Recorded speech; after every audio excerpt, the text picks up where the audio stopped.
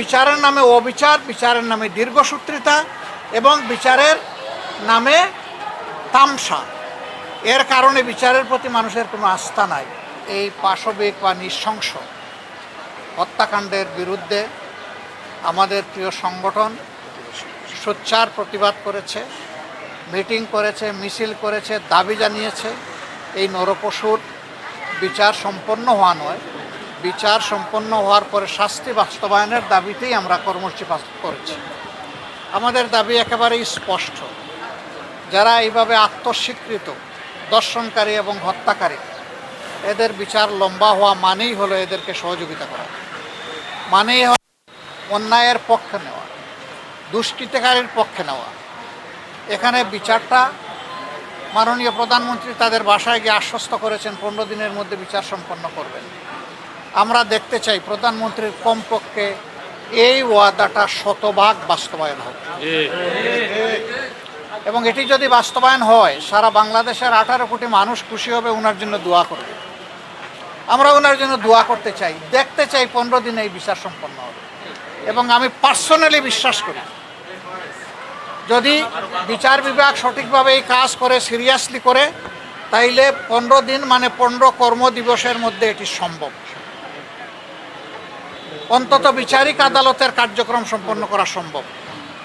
তারপরে দ্রুততম সময়ের মধ্যে এই রায়কে কার্যকর করার জন্য হাইকোর্টে পাঠাতে হবে। ওইটাও যদি সিনসিয়ারিটি থাকে উদাহরণ সৃষ্টির জন্য, ওইটাও 1 মাসের মধ্যে হয়তো বা সম্পন্ন করা সম্ভব। এবং আমি অনুরোধ করব, আত্মস্বীকৃত এই ধরনের বদমাইশদের পক্ষে কোনো আইনজীবী যেন আদালতে না দাঁড়ায়। আমি আহ্বান জানাবো, এটা নিয়ে কেউ যেন কোনো রাজনীতি না করেন। এইটা আমাদের ইজ্জত বাঁচানোর লড়াই। এই মেয়ে আমাদেরকে ক্ষমা করবে না। যদি এই মেয়ের বিচার সুষ্ঠুভাবে সম্পন্ন হয়ে রায় কার্যকর না হয়, হাসরের দিন আমরা সবাই আসামি হয়ে যাব। আমরা ওই আসামি হতে চাই না। একথা বারবার বলেছি আমরা, যে এরপরেও আর এই ধরনের দেখতে চাই না। কিন্তু না, হয়েই চলছে, বন্ধ হচ্ছে না। তার মূল কারণ হলো বিচারের নামে অবিচার, বিচারের নামে দীর্ঘসূত্রিতা এবং বিচারের নামে তামসা। এর কারণে বিচারের প্রতি মানুষের কোনো আস্থা নাই। রামিসার বাবা আব্দুল হান্নান মোল্লা, উনাকে যখন লোকেরা জিজ্ঞেস করেছিল আপনি বিচার চান কিনা, উনি বলেছেন আমি কার কাছে বিচার চাই। আমরা বিচারের প্রতি এই যে অনাস্থা তৈরি হয়েছে বিভিন্ন ধরনের হস্তক্ষেপের কারণে, আমরা চাই অনাস্থার সংস্কৃতি থেকে বিচার বিভাগ বের হয়ে আসুক। বিচার বিভাগ 100 বার স্বাধীন হোক এবং 100 ভাগ স্বাধীনতা নিয়ে তারা বিচার করুক, ন্যায় বিচার করুক। আমরা ওইটাই দাবি করব।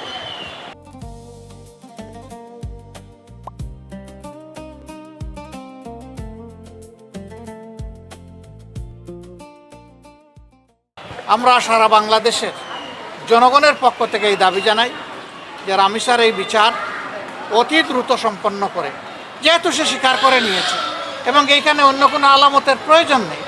আলামত একদম স্পষ্ট, সে এবং তার স্ত্রী এখান থেকে কোনোভাবেই রক্ষাকে পেতে পারে না। এই দুইজনকেই বিচারের আওতায় আনতে হবে। এখন ধানাই পানাই করার জন্য আরও কার নাম বলতে পারে, বিচারকে দীর্ঘসূত্রে করার জন্য নাম বলতে পারে, এটি একটা চক্রান্ত। কোনো শয়তান হয়তো এগুলো শিখাইও দিতে পারে। আমরা ওই সমস্ত বিচার নিয়ে, রামিসার বিচার নিয়ে কোনো তামসা করা হোক, এটা আমরা চাই। আজকে তার বিচারের প্রক্রিয়া শুরু হওয়ার কথা হয়তো হয়েছে। বাবা তো, যার বুকের ধন হারিয়ে গেছে সেই বুঝবে কোন জিনিস সে হারিয়েছে। এই জন্য সকাল থেকে বুকের ব্যথা নিয়ে এখন নিজেই আবার হাসপাতালে ভর্তি। আমরা তো চেয়েছিলাম বাসায় যেতে, কিন্তু যখন খবর পেলাম যে তিনি হাসপাতালেই ভর্তি, তখন চিন্তা করলাম যে অন্তত তাকে দেখে যাই, সান্ত্বনাটুকু দিয়ে যাই, জানিয়ে যাই যে সারা দেশবাসী, সারা জাতি, বাংলাদেশে এবং বাংলাদেশের বাইরে সবাই আপনাদের জন্য দোয়া করছে। উনি বড় আক্ষেপ করে বললেন যে এই দোয়া কি চেয়েছিলাম এইভাবে? আমি বললাম না, এইভাবে চান নাই, কিন্তু আপনি যা চাইছেন তার চাইতে এই ক্ষেত্রে আল্লাহ আপাতত আপনাকে বেশি দিয়েছে। এরকম বহু মানুষ দুনিয়া থেকে বিদায় নেয়। কেউ অন্যের মেয়ের জন্য চোখের পানি ফেলে না। আমার তো পড়েছে, এবং আমি বিশ্বাস করি আমার মতো লাখো মানুষের পড়েছে।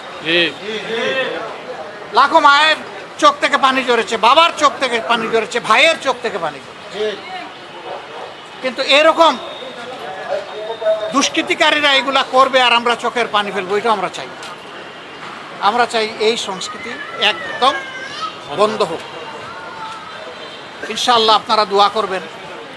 আমরা সংসদে আছি, আমার উপর একটা দায়িত্ব আছে, সরকারের ভালো কাজে সহযোগিতা করা, দেশে এবং সমাজে এবং সরকারে অন্যায় কিছু হলে তার প্রতিবাদ করা। 7 তারিখ বাজেট অধিবেশন শুরু হবে। আল্লাহ আমাকে বাঁচাইয়ে রাখলে, তৌফিক দিলে, ওই দিনই আমি এই বিষয়টা সামনে নিয়ে আসবো ইনশাআল্লাহ। এবং শুধু রামিসার জন্য না, এই দেশের প্রত্যেকটি মেয়ের হয়ে আমি দাঁড়াবো ইনশাআল্লাহ। প্রত্যেকটি মেয়ের বাবা হয়ে, তাদের দাদা হয়ে, নানা হয়ে আমি দাঁড়াবো ইনশাআল্লাহ। আমরা জানি না কতটুকু করতে পারবো, কিন্তু আমাদের এই লড়াই চলবে। এবং আমি বিশ্বাস করি এই লড়াইয়ের শেষ পর্যন্ত মানবতার বিজয় হবে ইনশাআল্লাহ, অসত্যের পরাজয় হবে ইনশাআল্লাহ। আমরা দোয়া করি রামিসাকে আল্লাহ তাআলা জান্নাতের পাখি হিসাবে করুন। তার মা বাবা দুজনই অসুস্থ, মা শয্যা চাই, বাবাও আজকে হাসপাতালে ভর্তি হয়ে গেলেন। এই দুইজনকে আল্লাহ তাআলা সুস্থতার নিয়ামত এনায়েত করুন। তার একটা মাত্র বোন, ও কচি মেয়ে, বয়স কত, কীভাবে তার বুকটা ধরায় রাখবে? হাত ধরাধরি করে এরা দুইজন কত খুনসুটি করেছে। সেই ছোট বোনটাই চলে গেল ওরে দুনিয়ায় রেখে, ও সহ্য করবে কীভাবে? আল্লাহ তাআলা ওলেও সবর করার তৌফিক দান করুন। আপনারা যারা এই ঘটনায় ব্যথিত হয়ে তাদের প্রতি সমবেদনা জ্ঞাপন করেছেন এবং দর্শক খুনির প্রতি ধিক্কার এবং নিন্দা জ্ঞাপন করেছেন, আপনাদেরকে আমি অন্তরের অন্তঃস্থল থেকে ধন্যবাদ জানাই। আমি বলবো যে নীরবে শুধু ধিক্কার এবং নিন্দা নয়, আসুন এই ব্যাপারে আমরা সোচ্চার হই, সরব হই। আমি আপনাদেরকে কথা দিচ্ছি, আমরা এ নিয়ে রাজপথে আসি, আমরা এ নিয়ে সংসদে থাকব এবং এ নিয়ে রাজপথে আপনাদের সাথেও আমরা থাকবো ইনশাআল্লাহ। এদেশ আমাদের, এদেশকে, এই সভ্যতাকে, এই সংস্কৃতিকে, এই মানবতাকে জাগিয়ে তোলা, বাঁচিয়ে রাখা আমাদের সকলের সম্মিলিত দায়িত্ব।